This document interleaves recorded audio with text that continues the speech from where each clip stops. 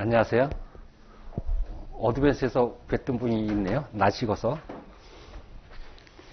오늘도 한 7주간 경제학인데요. 경제학은 학점이 아니죠. 다른 게 아니죠. 그래서 시험이 없어. 네? 중간고사, 기말고사가 없어요. 그리고 경제학은 이렇게 보니까 이게 좀 여기서 틀리면 안 돼요. 왜 그러냐면 지문이 두세 줄밖에 안 돼. 그것도 영어도 아니야. 왜냐면 키워드만 경제학 용어 쓰지 나머지는 전부 다 일상 용어예요. 그러니까 키워드만 몇 개만 알면 되고, 그리고 경제학에서 혹시 배워본 분들은 알겠지만 어려운 것들은 안 나와. 터치는 많이 하는데 복잡한 건 안 나와. 그래서 여기 그림에 복잡한 거 있는 건 거의 스킵해요. 네? 왜냐면 안 나오는 걸 굳이 해서 골치 아프게 할 필요가 없잖아요. 네? 그래서 하고 7주 이렇게 보니까 시간이 이렇게 부족할 것 같지 않아요. 그래서 그렇게 빨리 나가지는 않을 것 같아요. 다른 건 시간이 좀 적인데 이건 좀 시간이 그렇게 안 해요. 저는 여러분들 아는 분도 있겠지만 저는 직장 갈 때 AICB에 땄거든요. 근데 한참 제가 중요한 업무를 할 때, 힘든 일을 할 때요. 기획부에서 팀장 할 때인데 6개월 만에 땄어요. 근데 어떻게 땄을까요? 직장 다니는 사람들 가장 힘든 거는 시간을 내는 거예요. 그래서 저는 아침에 다른 사람이 8시 반에 출근할 때 저는 6시 반에 출근해갖고 한 2시간 땡기고, 점심시간에 시험 보는 동안에는 외식하자고 해도 안 오고, 구내식당에서 10분, 15분에 먹고, 또 10분 전에 나가면 한 1시간을 땡길 수 있어요. 그러면 화장실 가서 아무도 모르는 데서 공부를 했어요. 왜냐면 공부하면 옆에서 전부 다 좋아하는 사람이 별로 없어요. 부모들은 좋아하는데 직장에서는 좋아하는 사람 없어요. 그래서 이렇게 했는데, 그 전에 저는 은행에서 유학을 보내줘서 미국에 가서 미시간 스테이트에 가서 경작을 해서 왔어요. 경작, 저는 원래 학부에서는 경영을 했는데 경작을 해보니까 경작은 경영학한 사람 보기엔 좀 이해를 못해요. 경제학한 사람도 경영학한 사람 이해를 못해. 왜 이해를 못하냐면 경제학은 너무나 도출하는데 시간이 다 보내. 예? 결론, 예를 들면 완전 경쟁 시장의 균형 조건 P equal MC equal MR 하는 거를 한 1시간에 걸쳐서 도출한다고. 근데 경영학한 사람은 그걸 도출 과정이 필요가 없어. 물론 우리 시험도 그런 거 필요하지 않죠. 그런 것도 나오지도 않아. 그러니까 어떻게 보면 결론이 나온 것만 하는 경우도 있어요. 근데 왜 그런 걸 하냐? 근데 그렇게 할 필요가 없어. 굳이 진을 빼면서. 그러니까 여러분들이 혹시 학부에서 경제학을 공부한 분들은 이거는 그렇게 어려운 파트가 아니에요. 그러니까 그 대신 뭐예요? 제가 보니까 쓰는 문제에 여기서 나오는 경우가 있더라고. 근데 쓰는 문제는 어디서 나오냐면 환율 관련해서 해지를 어떻게 하느냐 그런 거예요. 뭐 그러면 산업 분석 가서 예를 들면 산업 분석에 관련된 거, 그러니까 좀 말로 된 거지. 앞에 미시거시가 아니고 뒤에 보면 산업 분석이 나오고 전략 같은 거. 거기서 쓰는 문제가 나오니까 쓰는 문제도 이렇게 보면 용어를 알면 되는 거거든요. 저는 뭐 미국 가서 이렇게 해보니까 박사 받은 사람은 제가 존경해요. 미국에서. 한국에서도 물론 박사 받는 거 존경해요. 근데 미국하고 한국은 차이가 있어. 꼭 그런 건 아닌데 많이 개선됐지만 한국은 거의 도제식으로 해야 돼요. 예? 교수들이 값이 심해. 그래서 박사 가져오면 뭘 물어보냐면 돈이 얼마입니까? 이렇게 물어봐. 부모님 돈이 얼마, 재산이 얼마나 됩니까? 예? 갑질을 많이 해. 거의 종처럼 해야 돼. 그러니까 저는 박사를 존경하는 게, 한국 박사를 존경하는 게 그 인내의 세월을 잘 이겨냈다는 거예요. 그 인내의 세월. 근데 미국에서 그러면, 미국에서 딱 보니까 저는 박사는 안 해봤지만 공부를 같이 해본 그 후배들 이렇게 보면 딱 해서 물어봐요. 너 한국에서 잡을 잡을래? 여기서 잡을래? 그래. 한국에서 잡는다면, 고국 돌아간다면 그냥 웬만하면 해줘. 왜? 자기가 레코멘데이션 안 해도 되니까. 근데 미국에서 한다? 그럼 빡시지. 빡시. 그래서 똑같은 교수라면 미국에서 교수하다가 온 사람이 더 실력 있지. 꼭 그런 건 아니지만 일반적으로 보면. 예? 한국에서 막 바로 오는 거. 그러니까 한국에서는 요새는 대학마다 어떻게 해요? 모교 출신을 뽑는다고 해서 쿼터를 주잖아요. 몇 퍼센트를 한다고. 그래서 교수 되고 싶으면 좀 약간 옆에 있는 학교 가는 게 훨씬 더 교수가 빨리 될 수 있어. 예? 그러니까 세상 살는 걸 보면 너무 막 경쟁 심한 데 가면 힘들어서요. 제 친구들 여기 어디 저기 그 학교 이름 못 대는데 거기 가는데 그러니까 교수고 재밌게 잘 살잖아요. 응? 근데 뭐 이렇게 하면 잘 안 되는 거예요. 좋은 학교는. 그래서 그런 것도 있고. 근데 어쨌든 각서로고 그런 데는 얘기해요. 자, 우리 보시면 목차를 보시면 1페이지 목차를 보시면 경제학의 두 축이 마이크로 이코노믹스와 매크로 이코노믹스예요. 마이크로 이코노믹스는 여러분이 다 알다시피 가격론이라고 우리나라는 번역했어요. 가격이 뭐냐면 수요와 공급에 의해서 가격이 어떻게 균형감이 어떻게 조정되느냐 그런 거예요. 그러니까 여기서는 그렇게 큰 어려움이 없는데 그래프가 가장 간단한 그래프만 나오겠지. 가장 간단한 그래프로 나와요.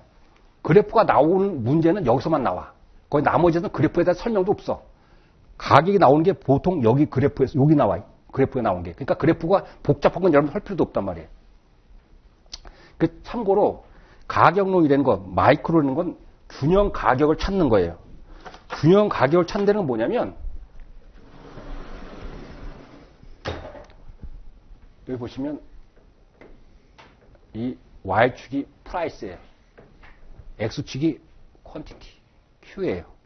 그래서 수요 곡선, 디맨드 커브는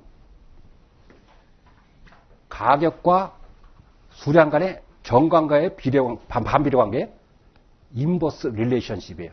반대 관계가 있다고. 가격이 오르면 수요량은 줄고, 가격이 떨어지면 산 가격은 산 사람 더 늘어나고, 그런 케이스죠. 그래서 이거는 나중에 배우겠지만 어디서 나오냐면, 여러분 경제학을 모르더라도 웬만한 사람은 많이 들어본 말이 뭐냐면, 한계 효용, 체감의 법칙이라는 걸 들어봤어요.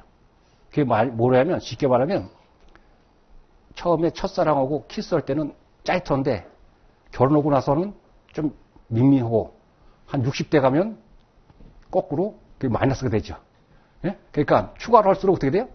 효용이 떨어지죠. 가격이 증가할수록 떨어진다고. 그래서 이런 커브를 같아요. 이런 거. 한계용 체감의 법칙에 의해서. 반대로 공급은 뭐냐면 한계 비용, 한계라는 말은 마지널인데 한 단위가 추가될 때 뜻이에요. 마지널 뜻인데 공급은 생산할 때는 롯데 빌딩이 100층이라면 1층에서 2층 할 때 한 층 더 올리는 거랑 100층에서 101층 올리는 어떤 게 더 단가가 더 올릴까요? 100층에서 101층 더 올라요. 한계 비용이 더 증가한다고. 그래서 생산할수록 한 달에 생산할수록 어떻게 돼? 비용이 추가된다고. 공급 비용은. 그래서 한계 비용 체증의 원칙에 의해서 서플라이는 이렇게 돼요. 디맨드 이렇게 되고. 그래서 공급은 가격과 수량이 증가해요. 가격이 올라가면 팔는 사람이 더 늘어나고 가격이 떨어지면 기업체들은 판매를 안 하려고 그러지. 예? 수지가 안 맞으니까. 그래서 이 점에서 디맨드 커브와 서플라이 커브가 교차하는 점에서 여기서 수량과 가격이 결정된다 이런 뜻이에요. 균형 가격, 이퀄리브리엄, 균형 가격이 결정된다 그런 뜻이에요. 그래서 여기서 배우는 건 뭐냐면 수요 곡선이 왜 이렇게 인버스 릴레이션십이냐 또는 수요 곡선이 이렇게 움직이는 건 왜 그러냐 뭐 그런 걸 하는 거예요. 그리고 또 공급 곡선은 왜 이렇게 형태가 나타나냐 또 이것이 어떻게 변경되면 이동하면 시프트가 되면 어떻게 가격이 변동되냐 그걸 따지는 거예요. 그러니까 별로 그렇게 어려운 게 없어. 요 정도의 그래프만 가지면 돼요. 그러니까 여기서 마이크로에서는 쓰는 문제도 나오지도 않아. 그냥 멀티플 초이스만 나와. 그것도 굉장히 간단해. 보시면 두 줄이야, 두 줄. 예? 다른 어드밴스 매니지먼트 어카운팅 이거는 굉장히 지문이 길어. 근데 여기서는 뭐 함정도 없어. 교재도 변경되는 것도 없어. 예? 무슨 말 하겠습니까? 그러니까 좀 심플하죠. 그래서 그런 컨셉이고 그 다음에 매크로 이코노믹스는 거시 경제라는 거예요. 그러니까 마이크로는 현미경으로 보는 거예요. 가격이 어떻게 결정됐나 현미경으로 보는 거예요. 근데 매크로는 망원경으로 보는 거예요. 한 나라 전체를 보는 거예요. 한 나라 전체. 한 나라 전체 보는 게 우리가 뭐냐면 금리가 어떻게 결정되느냐, 예? 그 다음에 인플레이션이 어떻게 되느냐, 실업이 어떻게 되느냐 이런 거. 그렇죠? 그런 걸 보는 것이 매크로 이코노믹스예요. 그래서 거기서도 그렇게 특별한 그런 건 컨셉은 없고 거기서 F 번은 거의 있지만 설명은 안 할 거예요. 시험하고 관계가 없으니까. 네? F번. 자, 한번 읽어보시면 될 거고 나머지 여기서 특별하게 어려운 것들은 안 해. 그러니까 경제에서 가장 쉬운 것들만 해요. 그냥 다루긴 다 다루는데 어려운 것들은 안 한다고. 겁먹지 마시라고요. 그 다음에 국제경제학. 국제경제학인데, 국제경제학에서는 주로 여기서 나오는 게 환율. 국제수지도 중요하지만 환율이 중요해요. 왜 환율이 중요하면 환율이 움직임에 따라서 환위험 계산이 되겠죠. 그 환위험을 어떻게 하느냐. 근데 왜 그러냐면 우리 CPA 시험이잖아요. 기업이잖아. 기업이니까 경제학적인 건 그냥 상식적인 것만 아는 거고, 환율은 기업체에서 외국과의 거래를 하면 환율의 움직임에 따라서 손익이 영향을 받죠. 그래서 그거에 대해서 환율이 움직이면 리스크가 생기는데 그 리스크를 어떻게 해결할 건가? 그거에 대한 것이 쓰는 문제가 종종 나와요. 그러니까 여기서 쓰는 문제가 좀 나오겠지. 예? 그 다음에 스트래티지, 전략인데 요거는 경제학적인 측면보다도 어떻게 보면 경영학의 경영 전략 그런 측면에서 많아요. 그러니까 여기서도 멀티플 초이스는 좀 신고. 그러니까 여기서도 쓰는 문제가 주로 나올 수 있어요. 전략을 어떻게 하면 좋겠냐, 뭐 그런 뜻이에요. 예? 그러니까 여기서는 국제 경제학과 전략의 파트에서는 쓰는 문제에 주로 포커스를 맞추면 돼요. 그래서 우리 책에 보면 뒤에 문제가 있거든요. 문제가 있으니까 그 문제를 풀면 멀티플 초이스는 다 커버될 것 같고, 거기서 또 부족할 것 같다고 여기 매 단원을 좀 끝나면 이렇게 요 문제를 보충해서 이렇게 할 거예요. 그러니까 그 정도 하면 되지 않을까 이렇게 생각돼요. 그러니까 여러분들 저기 하시고, 혹시 여기서 매니지먼트 어카운팅 들으시는 분 계세요? 안 들으셨어요? 제가 이렇게 보니까 공부라는 게 그렇더라고. 따로따로 하는 게 아니고 다 엮여져 있거든. 그래서 제가 매니지먼트 어카운팅도 가르쳐요. 그래서 제가 보니까 이걸 보는 순간에 이건 매니지먼트 어카운팅에 있는 것도 같이 얘기해 주는 거 훨씬 더 도움이 되겠다. 그러니까 제가 얘기하는 게 매니지먼트 어카운팅 배우지 않았는데 설명하면 좀 어리둥절할 수도 있지만 이해가 안 가더라도 나중에 혹시 공부할 때 그것이 도움이 되겠거니 하니까 제가 알려드리니까, 혹시 매니지먼트 어카운팅을 가르치는 거에 대해서 이해가 안 가면 그냥 듣고만 있다가 나중에 그때 써먹으라고요. 지금 그거는 이 시험하고는 관계없으니까, 이코노믹스하고 관계없으니까.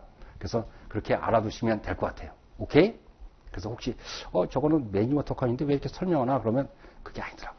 공부는 이제 쭉 연결되는 거예요. 자, 2페이지 보시면 이제 미시경제인데, 경제학의 기본 개념. 제 친구는 요새 말로 하면, 시체 말로 하면 금수저를 태어났네. 금수저를 물고. 그래서 엄청나게 부유한 집안이었어요. 걔는 소득이 많으니까 이거 제 거 저거 쓸까, 이렇게 뭘 쓸까 안 쓸까. 돈이 많으면 쓸 것이 그렇게 궁리할 게 없어요. 근데 어떻게 저같이 수입이 많이 들면 300만이 된다, 200만이 된다 그러면 이걸 어떻게 쪼갤까, 저 어떻게 쓸까 이렇게 하겠지. 왜?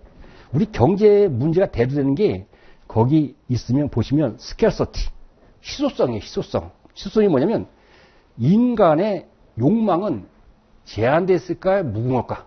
무한정이야. 인간의 욕망은 무한정이야. 근데 이용할 수 있는 자원은 한정돼 있어. 그러니까 그 자원을 어떻게 엘로케이트 하는 것이 가장 중요하냐 이렇게 하는 거예요. 그리고 또 이 유한한 자원인데 욕망은 무한하니까 이걸 어떤 걸 하나 선택하면 다른 것을 어떤 문제가 생길까요? 포기해야 되는 문제가 생겨요. 경제학에서 항상 포기하는, 선택에 따르면 거기에 포기하는 문제가 생긴다고. 그런 문제가 생겨요. 그래서 그런 경제 문제는 아담 스미스는 뭐 보이지 않는 손에서 결정된다. 그런데 우리는 뭐 그런 거 쉽다는 거고. 그래서 베스트 초이스 보면 경제에서 따는 게 효율성이에요. 이피션시. 뭐예요? 최소의 비용으로 최대의 성과를 거두는 거죠. 그런데 그렇게 하면 어떤 문제가 생길까? 가장 효율적인 것은 빵 같은 대기업이 만드는 게 유료일까? 이게 동네 하는 게 유료일까요? 대기업이 유료겠죠. 단가도 싸게 사고 뭐 점점점. 그럼 효율성만 따지면 이 동네 빵집은 살아날 수가 없어. 그러면 국가적으로는 이게 별로 만족하지 않거든. 그러니까 어떻게 돼요? 약간 공평성을 좀 해주는 거지. 공평성이 문제가 돼요. 또 그리고 어떤 기업은 사회적으로 좋을지 모르는데 공해를 발생한다든지 어떤 나쁜 걸 발생한다면 사회적으로 그걸 할 수 있어야 되겠죠. 그래서 나오는 것이 그 두 번째 옵티멀러티, 최적성이에요. 최적성은 다른 얘기하면 사회적 후생, 웰페어를 이렇게 증대시키는 거에 관점 준다. 이런 것이 있더라는 거지. 뭐 이건 시험에 관계 있다 없다. 없다 이런 거예요. 그 구설을 갖추기 위한 거예요. 어쨌든 거기 보시면 개인은 인컴이 리미티드 돼 있어. 자원이 제약돼 있죠. 그러니까 어떻게 돼요? 이 자원이 제약돼 있으니까 소득이 제한됐으니까 만족을 극대화시키는데 초점을 준다고. 반면에 국가는 자원이 제한돼 있어요. 그래서 소셜 웰페어, 사회적 후생을 극대화시키기 위해서 그걸 갖다가 엘로케이트하는데 초점을 맞춰준다고요. 자, 그래서 두 번째 보시면 마이크로 이코노믹스와 매크로 이코노믹스는 비교해보면 미시경제학은 주로 다루는 것이 가계와 기업이에요. 가계는 물건을 사죠. 기업은 물건을 공급하죠. 그러면 가계는 기업에 뭘 줘요? 노동을 제공하고 돈을 받죠. 그걸 갖고 물건 사는 거지. 그렇게 순환된다고요. 기업은 생산 요소를 사갖고 물건을 팔아서 다시 돈을 받고. 그래서 순환되는 그런 사이클이에요. 그래서 이건 미시경제에서는 주로 어디에 관점을 두냐면 그 시장에서 어떻게 상호작용하는가를 갖다가 포커스를 맞추고 있어요. 마켓에 대해서. 반면에 거시경제학은 국가 전체에 대해서 들여다보고 있는 거예요. 그래서 나무와 숲 이렇게 비교를 하죠. 미시가 나무면 거시는 숲이다 이렇게 얘기를 해요. 그런 거다. 자, 그 다음에 세 번째는 좀 컨셉을 알아둘 필요가 있는데 경제적 이익, 이코노믹 프라핏과 어카운팅 프라핏, 회계적 이익이에요. 제가 경제학 공부하는 친구들을 보면 이래요. 그 뭐 회계학 이게 뭐 학문이냐 이래요. 네? 계산하는 방법이 좀 틀렸다는 거예요. 왜 틀렸냐면 제가 만약에 BBQ 가게를 하면 BBQ 가게 할 때 뭐가 필요할까요? 자본금이 필요하죠. 만약 1억을 한다고 1억. 1억의 자본금을 갖고 시작했어요. 그럼 시장 지금 금리가 10%를 빌렸다고 봐요. 그러면 1억의 자본금을 했으면 회계학에서는 자본금에 대한 기회분을 고려할까 안 할까? 안 해. 자본금에 대한 거. 근데 경제학에서는 그래. 야, 니네 그거 1억에 10%면 1년 1,000만 원 아니냐. 그 회계학에서 3,000만 원 이익 봤어도 3,000만 원이 아니고 3,000만 원에서 1,000만 원 뺀 2,000만 원의 순수한 이익이냐, 이익이 아니냐 이렇게 얘기한다고. 어떤 게 더 맞는 것 같아요? 경제학적인 게 맞는 거지, 실질적으로. 그러니까 회계는 눈에 보이는 것만 해. 눈에 보이는 거. 아주 쉽게 말하면 돈이 지출된 것만 한다고. 근데 경제학은 돈 지출 안 했어도 그걸 갖다가 네가 고기 안 쓰고 다른 데 썼으면 돈을 벌지 않았겠냐? 그런 걸 한다고. 그러니까 훨씬 더 좀 약간 고상한 거지. 어쨌든 그런 컨셉이에요. 자, 이코노믹 프라핏과 어카운팅 프라핏 보면 그게 매출이 1000에서 CGS가 600에서 그로스 프라핏이 400이 나왔고 익스펜스가 200이 차감되니까 세전이익이 200이고 거기서 법인세 비용이 50 하면 어카운팅 프라핏이 150 났어요. 근데 그 우측에 음영지는 부분은 이 사람이 자본금을 500을 들고 했다고. 근데 지금 이자율이 10%야. 그러면 10%면 1년에 이거 장사를 안 하고 그냥 예금해서 얼마 받는 거예요? 50을 받는 거지, 50을. 그러니까 50도 경제학에서는 돈이 안 나갔지만 비용으로 보는 거예요. 경제학에서는. 그래서 그 경제학에서 비용 50을 거기 보시면 임플리시트. 임플리시트는 암묵적 비용, 뭐 이렇게 얘기해요. 묵시적 비용, 암묵적 비용. 반면에 거기 매출원가라든지 익스펜스라든지 텍스 익스펜스 같은 건 익스플리시트 코스트라고 그래요. 그거는 명시적 비용. 그러니까 비용의 범위가 회계적 범위가 넓을까? 회계학에서 넓을까? 경제에서 넓을까요? 경제학. 그래서 그 밑에 보시면 뭐라 했어요? 이코노믹 코스트는 뭐와 뭐를 합친 거예요? 익스플리시트 코스트와 임플리시트 코스트를 합친 거다. 이거는 여러분들이 이제 이해를 하고 있어야지. 그거 이해하셔야 돼요. 그거는 형광펜에 칠해놓으시고. 그 다음에 이코노믹 프라핏은 어카운팅 프라핏에서 뭘 빼야 돼요? 오퍼튜니티 코스트. 기회비용을 차감해야 돼. 그래서 150에서 50. 오퍼튜니티 코스트. 50이 오퍼튜니티 코스트거든. 50을 차감한 것이 이코노믹 프라핏이에요. 그러니까 어떤 게 더 클까? 어카운팅 프라핏이 크죠. 그래서 이 컨셉은 알아두셔야 된다고. 이 컨셉은. 자, 이 컨셉을 알아두셔야 되는데, 그 다음 페이지 보시면 중요한 용어가 나와요. 오퍼튜니티 코스트. 오퍼튜니티 코스트는 기회비용이에요. 기회비용인데, 한국말로 보면 어떤 것을 얻기 위해서 포기해야 하는 건데 그 영어 표현을 여러분들 암기할 정도가 돼 있으면 좋아요. 매니지먼트 어카운트에서 이거 시험이 자주 나오는 거예요. 오퍼튜니티 코스트를 물어보기도 하고 어떤 사례를 주고 여기서 오퍼튜니티 코스트가 얼마냐 그러면 여러분 찾을 수 있어야 돼요. 거기 보시면 로스트 베니핏이에요. 뭐예요? The best alternative course of action. 어떤 최선의 선택을 취득함으로써 잃어버린 거예요. 잃어버린 건데 여기는 그런 말이 표현이 안 돼 있는데 잃어버린 것 중에서 가장 큰 거야. 그러니까 예를 들면 이런 거예요. 제가 100만 원 있어요. 투자가 하는데 예를 들면 A, B, C, D 있어요. A를 했더니 10만 원, B를 했더니 5만 원, C를 했더니 20만 원, D를 했더니 30만 원 이렇게 나왔다고 보자고요. 자, A를 선택하면 포기하는 것 중에서 가장 큰 게 얼마예요? 30만 원이죠. 그러니까 기회비용은 얼마다? A를 선택하면 오퍼튜니티 코스트는 여기 30만 원이라고. 아니면 A를 선택함으로써 포기한 것 중에서 가장 큰 걸 찾아야 돼. 그게 키워요. 가장 큰 거. 오케이? 그 다음에 B를 선택하면 가장 큰 걸 어떻게? 30만 원이지. C를 선택하면 30만 원이지. D를 선택하면 20만 원이지. 그래서 기회비용이 가장 적은 걸 선택하는 거다 이렇게 나오는 거예요. 예? 기회비용이 선택하는 거. 그래서 이 컨셉을 알아오시고 그 영어 표현을 익숙해 주세요. 이 자체가 매니지먼트 어카운팅에서 나와. 자, 그 다음에 당구장 두 번째 있는 게 매몰 비용, 썬크 코스트라고 해요. 매몰 비용.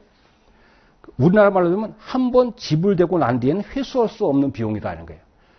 쉽게 말하면 엎질러진 물이다 이런 거예요. 엎질러진 물. 제가 엊그제 뮤지컬 그날이라는 걸 한번 보러 가봤어. 예? 이게 좀 뭐 이렇게 은행에서는 뭐 이렇게 나중에 퇴직한 사람들 이렇게 가끔 보여줘요. 가봤어. 근데 엄청 재미가 없더라고. 근데 만약에 다른 사람들은 10만 원, 20만 원 두고 왔을 거 아니에요. 그러면 일단 들어가면 그건 어떻게 돼? 엎질러진 물이지. 예? 그래서 일단 들어갔는데 자기가 나오면 다른 뭐 숙제를 한다든지 공부를 한다든지 할 수 있는데 어떤 사람들은 그 들어가고 나서 돈이 아까워서 못 나와. 그러면 올바른 결정일까 아닌가요? 아니에요. 그건 이미 엎질러진 물은 의사결정에 도움이 된다 안 된다? 안 된다. 그것이 썬크 코스트예요. 제가 옛날에 학교 다닐 때 썬크 코스트를 교수님이 이렇게 설명하더라고요. 운물을 파는데 바로 운물이 나올까요? 안 나올까? 물이 안 나오지. 그럼 운물을 팠던 비용은 그건 썬크 코스트라는 거예요. 다음에 새로운 운물을 팔 때 의사결정이 되지 않는다는 뜻이에요. 그래서 매니지먼트 어카운팅에서는 중요한 컨셉이 뭐가 나오냐면 관련 원가라는 게 나와요. 관련 원가. 나중에 가서 보면 렐러번트 코스트. 그 다음에 일렐러번트 코스트. 이건 비관련 원가예요. 렐러번트 코스트는 의사결정에 관련이 된다는 거고 일은 낫이 된 뜻인데 일렐러번트 코스트는 비관련 원가라고. 그래서 이 두 가지를 물어보는 게 시험에서 자주 나와. 그래서 여기 지금 말하는 썬크 코스트는 여기 뭐냐면 여기에 해당되는 거예요. 썬크 코스트. 의사결정에 관련되지 않는 원가. 왜? 이미 과거에 엎질러진 물이니까 새로운 어떤 의사결정할 때 그거에 얽매이면 된다 안 된다? 안 된다. 그래서 비관련 원가야. 이거 꼭 알아두세요. 그러면 요거랑 어떻게 보냐면 렐러번트 코스트는 뭐냐 그럼 딱 뭐냐면 요거는 발생하는 것이 미래에 발생하는 거예요. 아직 발생하지 않고 이걸 결정하면 미래에 발생하는 거예요. and 뭐냐면 현재와 차이가 나는 거야. 지금 하는 거랑 안 하는 거랑 차이가 나야 돼. 이게 관련 원가란 말이에요. 두 가지가 꼭 해야 돼요. 그 반면에 일렐러번트 코스트는 뭐냐면 패스트야. 패스트. 과거에 이미 이루어진 거야. 과거에 이미 이루어진 거. 그리고 이거는 차이가 있다 없다. 노 디퍼런스예요. 허다 하느나 차이가 없는 거란 말이에요. 그러니까 제가 한번 퀴즈를 내볼게요. 제가 어떤 사람이 제 친구가 개인 택시를 하고 있어. 개인 택시. 개인 택시 하는데 너무 힘들어. 그래서 뭘 하려면 당구장을 하려고 한다고. 그러면 개인 택시에 옛날 탔을 때 그 산 가격, 그거는 관련 원가가 비관련 원가가? 비관련 원가. 근데 개인 택시를 예를 들면 팔면 예를 들면 5천만 원이 나와. 그럼 5천만 원은 관련 원가지. 왜냐하면 미래에 발생할 거고 차이가 있잖아. 예? 이런 걸 여러분이 구분하면 돼. 이것이 간혹 중요하게 컨셉을 물어봐요. 그래서 여기 똑같은 게 있어서 그렇게 하는 거예요. 제가 그래서 이런 걸 알아두시면 매니지먼트 어카운팅 갔을 때 똑같은 거라니까 이미 할 수 있겠지. 그래서 기회비용, 저기 메모를 비용은 여기보다도 거기가 더 중요해. 매니지먼트 어카운팅에서요. 꼭 알아두세요. 그래서 보면 메모를 비용 보면 익스펜디처, 지출인데 왜냐면 패스트. 여기 키워드는 패스트예요. 과거에 이루어졌다는 과거에. 미래라고 하면 안 돼. 과거에 이루어진 거예요. could not be changed. present or future decision. 현재나 미래 결정에서 change가 되냐면 change가 된다 안 된다? no difference라 했잖아요. 제가 no difference. 차이가 발생하면 안 돼. past and no difference가 키워드라고. 오케이? 그 다음에 sunk cost는 no effect on decision. 의사결정에 영향을 미친다 안 미친다? 안 미친다. 왜냐하면 이것은 unavoidable. unavoidable은 피할 수 없다. 이걸 이렇게 하나 저렇게 하나. 이미 오페라 보러 가서 10만 원을 냈으면 들어간 순간에 이거는 물 수가 없어. 그러니까 이미 그거 갖고 내가 10만 원 냈으니까 여기 재미가 없어서 남아있어야 되는데 이런 건 바보짓이라는 뜻이에요. 그거는 이미 고려하면 된다는 데다 고려하면 안 된다는 뜻이에요. 그 사례를 보여주는 거 그 밑에 라이프 사이클 코스트라는 게 있어요. 라이프 사이클 코스트. 라이프 사이클 코스트도 코스트에는 매니지먼트 어카운팅은 중요한 컨셉인데 자 보세요. 우리는 보통 매니지먼트 어카운팅에서 좋게 내로 컨셉을 보면 코스트 어카운팅이라는 게 있어요. 원가 관리라는 게 있어요. 원가 관리는 주로 어떠냐면 매니팩처 제조를 시작해서 스타트해서 여기 완성할 때까지 주로 들어가는 원가를 계산하는 것이 코스트 어카운트라고 해요. 그런데 라이프 사이클이라는 뭐냐면 라이프 사이클은 사람이 태어나서 죽을 때처럼 이 제품 생산을 여기서 재는 것이 아니고 이게 뭐예요? 이 밑에 설계도 해야 되고 디자인도 해야 되고 R&D도 해야 되잖아요. 그래서 여기서 들어가기 전에 이 전 단계에 들어간 것까지 다 하고 또 판매한 다음에 또 뭐가 들어가요? 애프터 서비스 들어가지. 이렇게 다 하는 것을 갖다가 라이프 사이클 코스트라고 해요. 그러니까 일반적으로 말하는 코스트 어카운팅보다는 컨셉이 좀 넓죠. 네? 브로드하다고. 자, 그런 컨셉인데 거기 보시면 이 회사가 제품 생산하기 위해서 시장 조사하는데 3불 들어갔고 디자인하는데 5불 들어가고 디자인하는데 4불 들어가서 12불이 들어갔어. 이 12불은 그 옆에 뭐라고 됐어요? 썬크 코스트예요. 예? 이걸 허들 안 드는지 들어간 거지. 그런데 이제 물건을 만드는 데는 제조 비용이 15불이고 운반비가 1불이고 그 다음에 품질 보증이 3불이야. 그러면 그거 합치면 19불이죠. 19불은 제조 비용이야. 이거는 하면은 들어가는 거고 안 하면 안 들어가는 거죠. 어보이더블 코스트야. 쉽게 말하면. 달리 얘기하면 어보이더블 코스트예요. 위에 있는 건 썬 코스트야. 허면 안 되면 들어가는 거고. 그래서 토탈 코스트는 32불인데 어보이더블하고 언어보이더블하고 구분이 됐어요. 자, 그런데 지금 원래 이 사람이 딱 이렇게 물건을 제조해서 판매할 때는 50불에 판매할 수 있겠구나 이렇게 한 거야. 시장 가격이. 예? 31불 돼서 50불에 할 수 있었어 생각했어. 그런데 갑자기 경쟁사가 준비하고 있다가 뭐냐면 이 물건을 나온 거야. 그래서 나온 게 뭐냐면 25불에 시장을 낸 거야. 그럼 이 사람은 50불 고집할 수 있을까 없을까? 이 50불 넣으면 누가 사가요? 외삼촌이 떡 가게로 맛있고 사이즈 사 먹는 거지. 예? 그러니까 안 사 먹겠지. 그럼 어떻게 하려면 몇 불에 맞춰야 될까? 25불에 맞춰야 되겠지. 25불에 맞춰야 되는데 여기서 이제 의사결정이 돼 있어. 이거를 고스톱하면 안 되니까 스탑고로 하자. 스탑, 고와 고. 여기서 이걸 멈출 건가? 이걸 계속 할 건가? 만약에 스탑하면 이 회사는 얼마만 손해날까? 12불은 회수할 수 있을까 없을까? 없어. 나머지 19불은 안 들어가겠지만 12불은 어떻게 엎질러진 불이야. 썬코스트야. 그러니까 스탑하게 되면 마이너스 12불이지. 그죠? 마이너스 10불이야. 그러면 만약에 이걸 계속 한다. 그러면 프라이스, 판매 가격이 어떻게 돼요? 25불을 받지. 그런데 마이너스 31불을 비용이 원가지. 그럼 얼마나 되겠어요? 마이너스 6불이 되지. 그러면 우리는 똑같이 마이너스니까 그냥 자포자기하는 것이 아니고 경제학적인 관점에서 합리적 인간이라면 손실은 적은 걸 선택해야 되겠지. 어떻게 선택하는 게 좋을까? 고을하는 게 좋다는 뜻이. 고을하는 게 좋다는 뜻이. 오케이? 그래서 달리 얘기하면 이런 거예요. 거기 보시면 12불은 의사결정이 고르면 된다 안 된다? 안 돼. 그러니까 쉽게 말하는 거예요. 25불의 가격에서 실제 생산원가 19불이면 6불이 남으니까 의사결정을 해야 된다. 이렇게 의사결정을 해도 된다는 뜻이야. 오케이? 이런 건 시험 문제 안 나와요. 안 나오는데 여러분이 컨셉을 알려주기 위한 거예요. 더 중요한 건 이 컨셉이 중요해요. 이 중요하고 두 번, 아까 얘기했듯이 오퍼튜니티 코스트가 중요해요.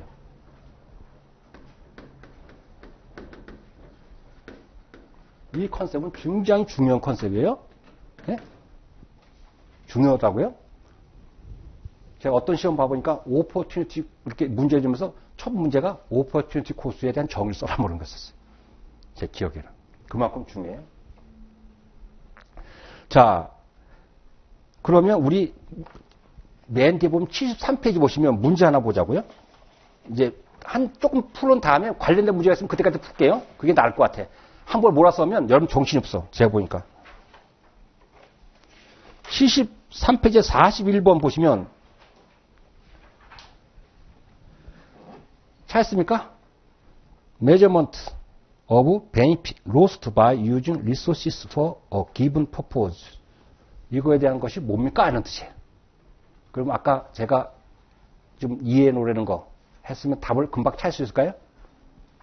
기회비용이죠. 오퍼튜니티 코스의 정의예요. 그러니까 여러분들이 경제학 문제를 보면 좀 심플해. 여기서 시간이 좀 많이 세이브가 되겠죠. 자, 다시 3페이지 오시면 이제 디맨드, 수요야, 수요. 수요라는 건 정의를 보시면 거기 보시면 정의를 보시면 quantity, 수량인데 quantity of goods or service, 재화나 서비스의 양인데 컨슈머가 거기 보시면 willing, 의사가 있고 able이 뭐냐면 능력이 있어야 돼. 자기가 사고자 하는 의사만 있으면 되지 않고 소득이 있어서 돈이 있어서 있어야 된다고. 두 가지 충족됐을 때 퍼처스가 할 때 이걸 갖다가 수요인데 at range of price at particular time, 어떤 특정 가격대에서 어떤 뭐 시점에. 그런데 거기서 중요한 건 뭐냐면 willing과 able이에요. 사고자 하는 의사와 능력이 있을 그런 수량을 갖다가 우리는 수요라고 한다. 두 번째 보시면 디맨드 커브, 수요 곡선은 거기 인버스 릴레이션십, 다른 말로 하면 네거티브 릴레이션십 이런 말을 해요. 네거티브 릴레이션십. 아까 수요 곡선은 한계용 체감의 법칙에서 우하향하는 곡선을 가진다. 우하향하는 곡선을 가진다. 이렇게 했어요. 그러면 여기서 우리가 알아야 될 게 수요 곡선은 그런 식인데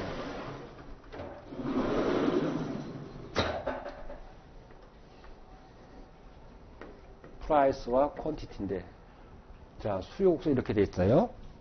그러면 만약에 가격이 10이면 수요량은 5면은, 가격이 8이면 수요량은 이렇게 7 이렇게 올라가겠지.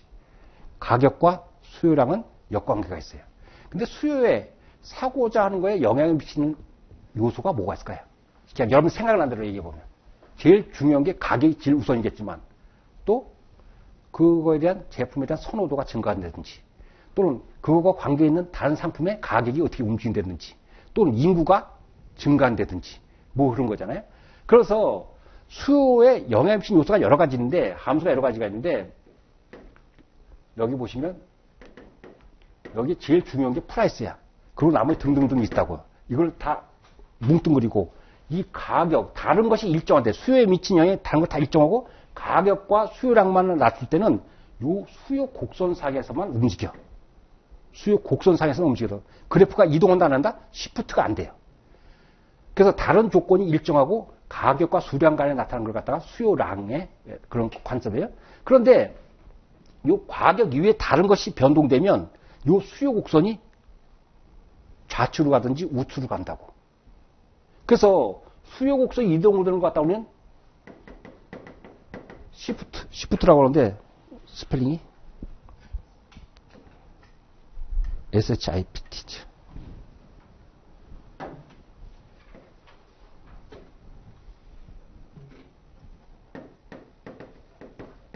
수요 곡선이 시프트 한다 그러는데 요거는 이렇게 될 수도 있고 이렇게 될 수 있어요.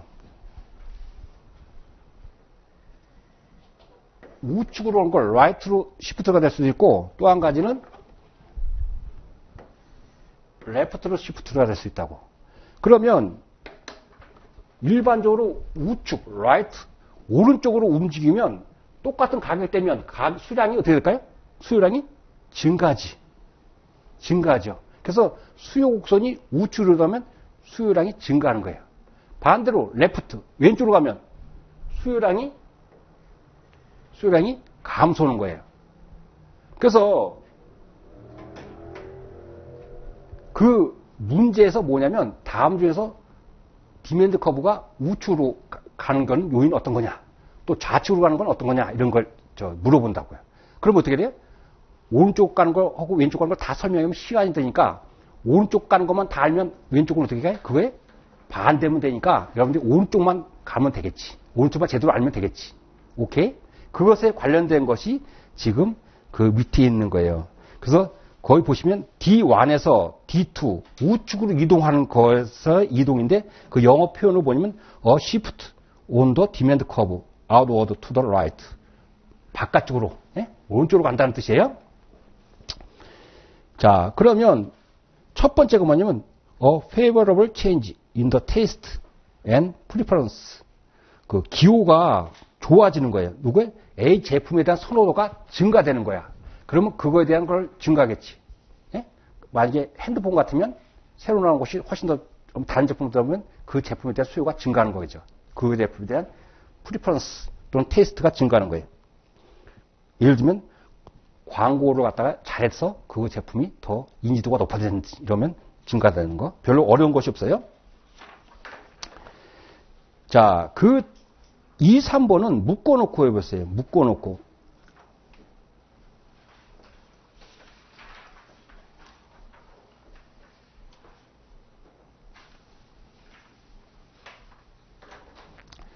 이 3번은 거기 인컴하고 관련된 거예요. 소득하고.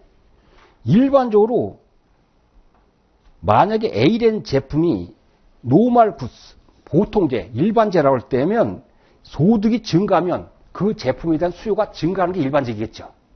여러분들 월급이 월 500인데 1000원 같다. 그럼 그거에 대한 제품 더 많이 살 거 아니에요. 일반적으로 소득이 증가하면. 그러니까 당연한데 그 3번에는 건 A 제품이 inferior goods. 이건 전문 용어, 키워드니까 이런 거는 알아놔야 되겠지. 경제학 용어니까. 노멀 구스 이런 거는 일반 용어가 아니니까. 그래서 열등제야. 열등제는 건 뭐냐면 소득이 증가하면 수요가 감소하는 거예요. 어떤 게 있을까? 여러분들 상식적으로 보면. 그 보통 보면 예를 드는 게 소주 같은 거예요. 꼭 그렇지는 않을 수 있겠지만 어떤 사람은 잘 못 볼 때는 소주 먹다가 잘 보면 양주 먹겠지. 예? 양주 먹겠어.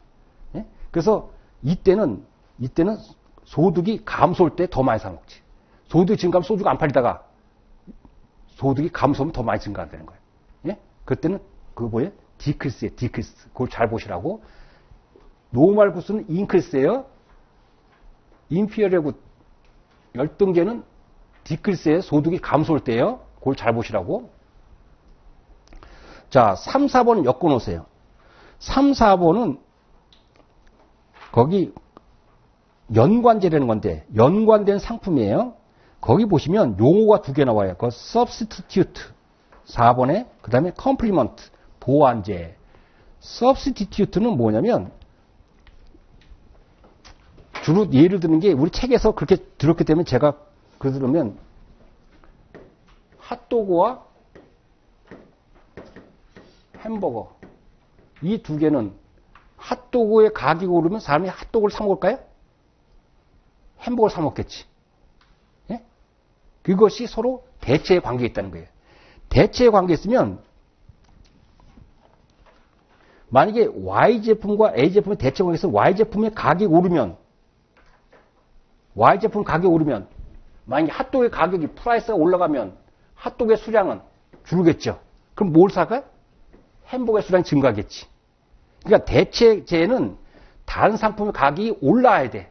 다른 상품의 가격이 오르면 이 상품에 대한 수요가 증가되는 거예요. 예? 다른 상품의 가격이 오르면 이 자기 제품의 가격이 오르는 거야. 그럼 요거는 여러분들이 암겨놓는 게 훨씬 더 시험에서는 편해. 자, 보세요. 보통 이 수요 법칙에서는 가격이 오르면 수량은 어떻게 된다 했어요? 그래서 반대로 가서 인버스 릴레이션십 이렇게 얘기했잖아요. 근데 그래서 부호가 보면 마이너스라고. 예? 하나가 가격이 올라가면 수량은 줄고 가격이 떨어지면 수량이 올라가고. 근데 이거 보세요.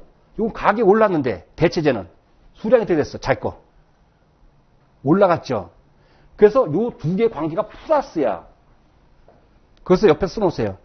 가격과 대체적인 가격과 수량이 자기 수량이 같은 방향이야. 그러니까 달리 얘기하면 부호가 플러스라고. 플러스.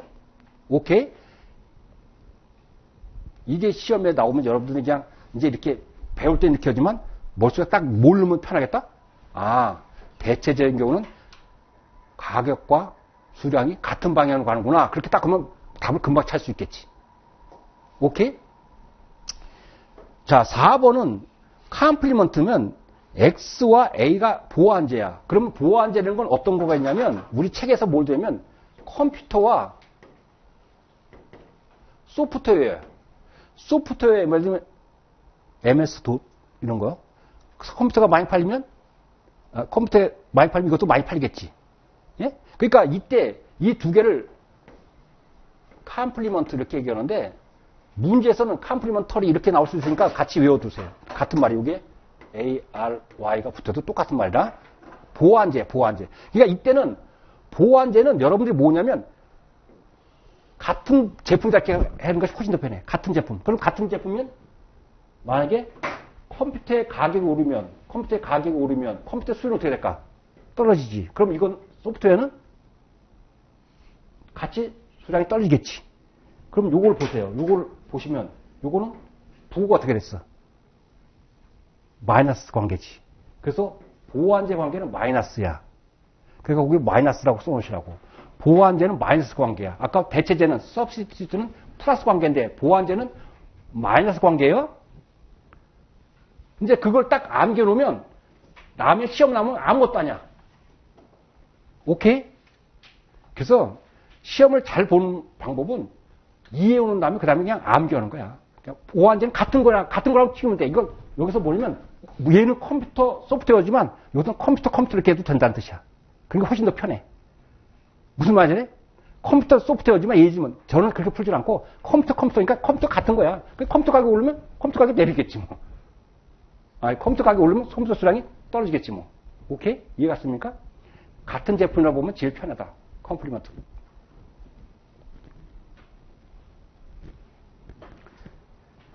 그러니까 보완제는 거기 보시면 그 디크리스 잉크도 잘 봐야 돼요. 거기 틀리면 안 돼. 보완제는 가격이 떨어져야 돼. 떨어지니 올라가는 거야. 대체제는 가격이 올라야 돼. 그거 잉크리스 디크리스 틀리면 안 되지. 거기다 형광펜 칠해놔야 돼요.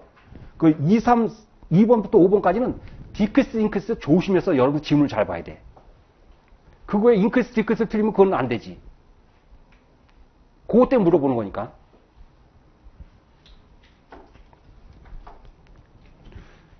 자, 그 다음에 6번부터는 뭐, 자, 보시면, 미래 가격이, 거기 뭐야, 인크리스도 있죠. 인크리스, 밑줄 지어서. 인크리스. 미래 가격이 오를 것 같으면 지금 살까?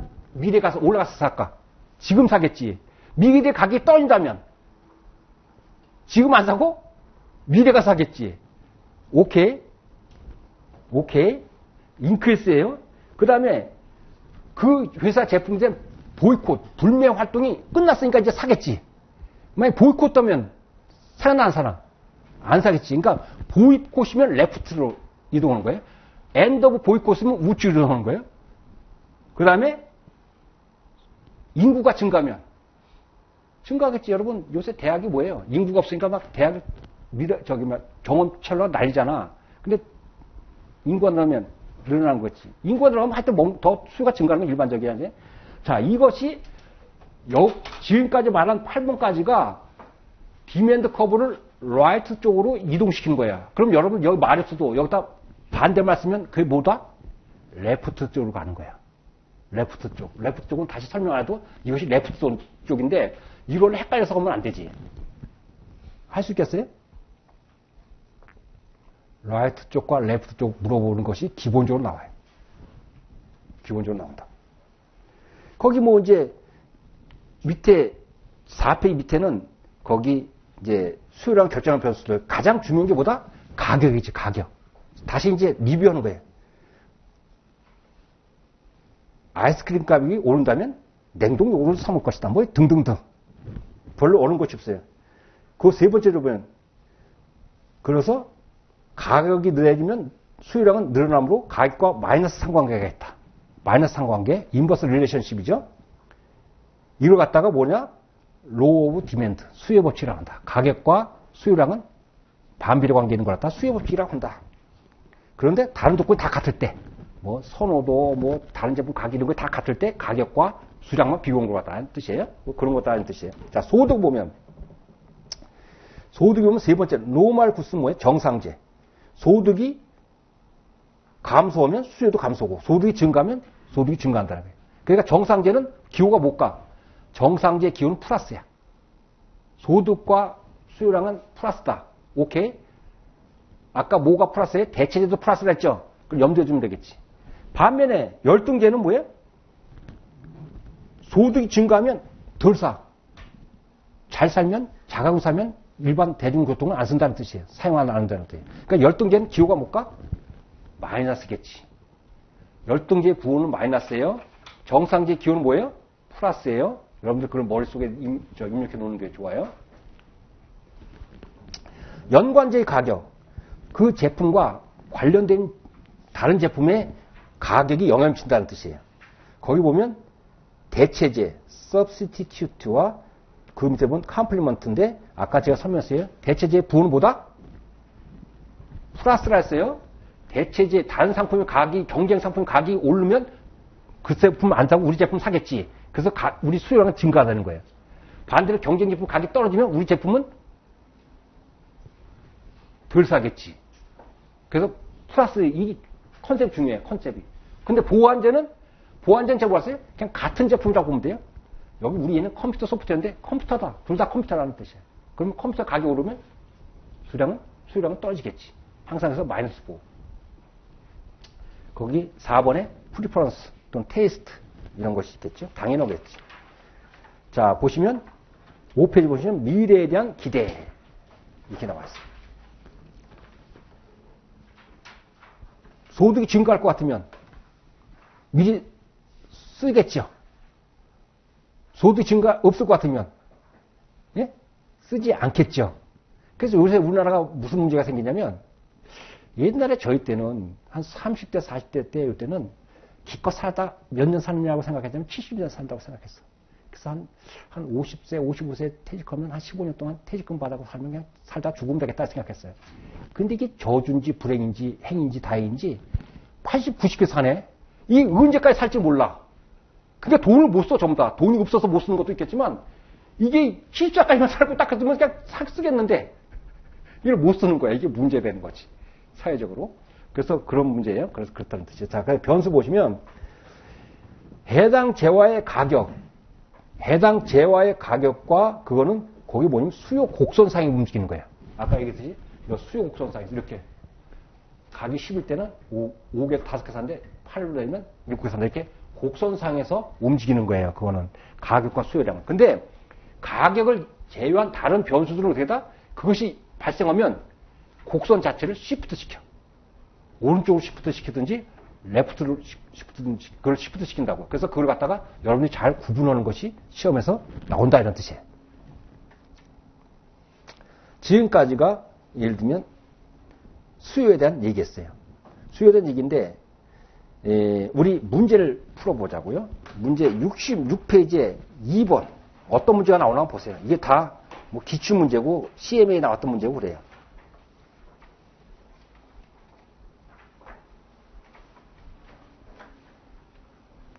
66번에 2번 보시면 디크리스예요. 뭐예요? 보완제의 가격이 감소했어. 그럼 보완제는 무조건 자기 제품과 똑같다 그랬죠. 가격이 하락하면 수요는 올라간다 그랬잖아요. 보완제는 딱 마이너스라 그랬죠. 마이너스 관계가. 그럼 답을 찾을 수 있겠네. 가격이 하락하니까 곡선이 어디로 갈까? 오른쪽 갔겠지. 오른쪽. 시프트로 가겠지. 오른쪽으로. 예?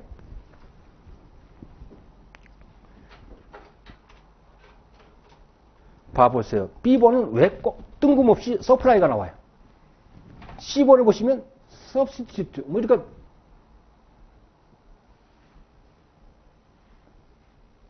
그 다음에 D번은 틀리죠.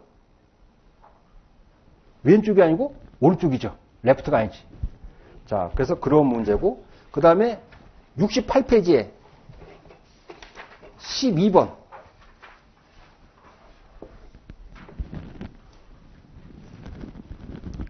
비도가격인데 지금 12%가 증가했어요. 뭐냐면 영화관에서 가격을 6불 50에서 7불로 올라가니까 이것이 비도 가격에 늘어났어요. 그러면 이거는 부호가 플러스입니까? 마이너스입니까? 같은 방향 움직였어요? 다른 방향 움직였어요? 같은 방향. 같은 방향이면 딱 무슨 제품이에요? 보완제예요? 대체제예요? 대체제라는 거 알 수 있겠죠. 그럼 대체제에 해당되는 걸 찾는 거예요. 대체제에 해당되는 걸 찾는 거예요. 오케이? 그게 편하죠? 그래서 같은 방향, 달리기면 다이렉트 릴레이션십. 플러스 관계가 있으면 대체제예요. 마이너스 관계가 있으면 보완제고. 자, 그 다음에 70페이지에 25번. 왜 이렇게 편집했는지 저는 이해가 안 가네. 그냥. 제가 안 했기 때문에 제가 다음에 이렇게 바꿔볼게요. 여러분 관계없겠지만. 자, 25페이지. 왜 이렇게 했는지 나 이해가 안 가. 자, 디맨드 커브. 자, 디맨드 커브인데 거기 키워드 뭐예요? 라이트예요, 레프트예요? 레프트. 그럼 여러분이 한번 직접 찾아보세요, 이제. 이해가 안 가시면 아까 책에 3페이지에 있는 거, 3페이지인가 거기 있는 거에 반대되는 거 찾으면 되겠죠?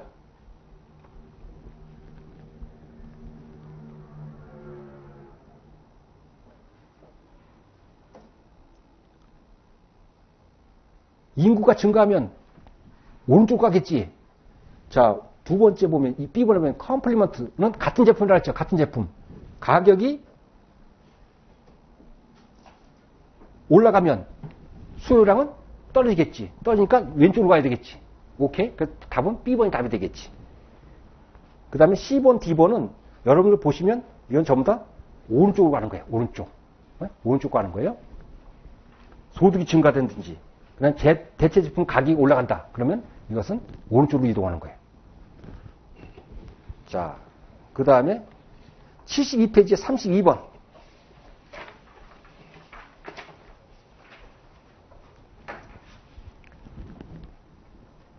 X와 Y는 대체제래요. 대체제. Y의 가격이 상승하면 X에 어떤 힘을 칠까? 부호가 뭐라 했어요? 대체제는? 같은 방향이었지. 플러스. 그러니까 가격이 상승하면 수량이 증가하죠. 그건 답은 B번이 답이 되겠잖아요. 그래서 여러분 이제 암기하는 거야. 대체제는 같은 방향이다. 보완제는 반대 방향이다. 정상제는 같은 방향이다. 인피어리어 열등제는 반대 방향이다. 이걸 여러분 머릿속에 딱 들어있으면 나머지 할 것도 없어. 그런데 그걸 외우기 싫으면 시험장에서 이렇게 해봐야 되는데, 또 시험장 하면 또 이게 또 그게 또 급박 안 되네. 당황하면 또 그리고 시간이 시간이. 그러니까 어떻게 돼? 이런 거 그냥 외우는 거. 아, 대체제. 우리 방법은 여러분들 하지만 대체제는 그냥 플러스 관계구나. 보완제는 마이너스 관계구나. 이게 암기하면 끝이야. 더 이상 할 것도 없어. 그러니까 경제가 몰라도 다 푸는 거지. 예? 제일 좋은 것보다 그냥 모르는데 답을 아는 게 제일 좋은 거 아니에요? 엉터리 같나? 저는 그런 게 제일 것 같은데. 자, 그 다음에 73페이지에 36번.